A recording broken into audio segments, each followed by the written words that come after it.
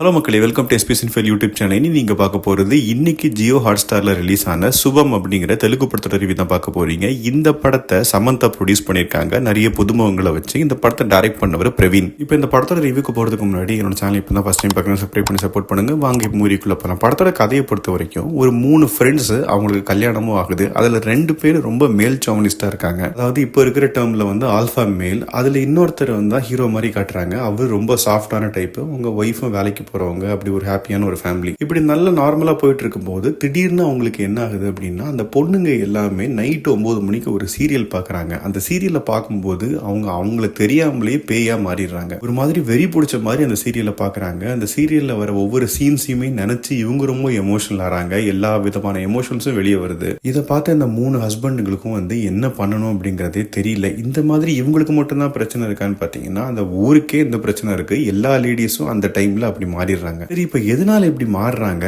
அப்படி என்ன சீரியல் அது? அதை பார்க்கும்போது மட்டும் அவங்களுக்கு என்ன ஆகுது? இதெல்லாம் எப்படி இந்த 3 பேரும் இந்த ஊர் மக்களும் சேர்ந்து கண்ட்ரோல் பண்ணாங்க அப்படிங்கிறது தான் இந்த படத்தோட மிச்ச கதை. இது ஒரு காமெடி ஹாரர் ஜானர். இப்ப இந்த படத்தோட பாசிட்டிவ்ஸ் நெகட்டிவ்ஸ் பார்க்கலாம். எனக்கு முதல் பாசிட்டிவா தோன்றது, இந்த படத்தோட கான்செப்ட் வந்து ரொம்ப யுனிக்கா இருந்தது. அதாவது ஒரு சீரியல் பார்க்கும்போது அந்த மாதிரி ஆறாங்க, மற்ற டைம்ல நார்மலா இருக்காங்க அப்படிங்கிற மாதிரி. இதே மாதிரி நம்ம இந்த யாவரும் நலம் 13B இந்த படங்கள்ல சீரியல் ரிலேட்டடான ஒரு ஹாரர் எலிமெண்ட் வரும். பட் ஆனா இதுல கொஞ்சம் காமிக்கலா எடுத்துட்டு போயிருக்காங்க. அந்த டிஃபரெண்டான தாட் ப்ராசஸ் வந்து நல்லா இருந்தது. இந்த படத்துல லீடா நடிச்ச ஒரு இந்த 3 பசங்க 3 லேடிஸ், இவங்க எல்லாருமே வந்து அவங்களோட பெஸ்ட்டை கொடுத்திருக்காங்க. குறிப்பா அந்த அப்பாவே நடிச்ச அந்த பையன் வந்து சூப்பராகவே பண்ணியிருந்தான். சில இடங்கள்ல வந்து காமெடியும் நல்லாவே ஒர்க் அவுட் ஆயிருந்தது. குறிப்பா ஃபர்ஸ்ட் டைம் அவங்களுக்கு இது தெரிய வரும்போது அவங்களுக்கான ரியாக்ஷன்ஸ், இதை பத்தி அவங்க ஃப்ரெண்ட்ஸுக்குள்ள டிஸ்கஸ் பண்ணும்போது நடக்கக்கூடிய கான்வர்சேஷன்ஸ், இதெல்லாமே வந்து கொஞ்சம் காமெடியாவே இருந்தது. இதெல்லாம் தான் அந்த படத்தோட பாசிட்டிவ்ஸ். இப்ப நெகட்டிவ் சைட் பார்க்கலாம்னா, எனக்கு முதல் நெகட்டிவா தோன்றது, இந்த படம் ஒரு பாயிண்ட்ல உங்களுக்கு ஒரு மாதிரி சலிப்பு தட்ட ஆரம்பிச்சிடும். ஏன்னா ரெப்படிட்டிவா இதே மாதிரி தான் கொண்டு போயிட்டே இருப்பாங்க. சீரியல் முடிகிற மாதிரி வரும், மறுபடியும் திரும்ப ஸ்டார்ட் ஆகும், மறுபடியும் இந்த வீட்லயும் இதே பிரச்சனை திரும்ப வரும். ஸோ ஒரு மாதிரி பார்க்க நமக்கு ஒரு மாதிரி சலிப்பு தட்டுது. அண்ட் சமந்தாவோட கேமியோ வந்து ஒரு பெரிய இம்பாக்டே கொடுக்கல. அண்ட் மோரோவர் அவங்களும் கொஞ்சம் ஆர்டிஃபிஷியலா நடிச்ச மாதிரி தெரிஞ்சது இந்த படத்தை பொறுத்த வரைக்கும். பெருசா காமெடியாவும் இல்லை. அதே மாதிரி இந்த படத்தோட கிளைமேக்ஸும் முடிக்கணுமே அப்படிங்கிறதுக்காக என்னெல்லாமோ கிளப் பண்ணி ஒரு மாதிரி வந்து முடிச்சிருப்பாங்க. அதுவும் பெருசா கன்வின்சிங்கா இல்லை. அண்ட் காமெடியாவும் இல்லை. நான் ஏன் காமெடின்னு இத்தனை வாட்டி ஸ்ட்ரெஸ் பண்றேன் அப்படின்னா, இது ஒரு ஹாரர் காமெடி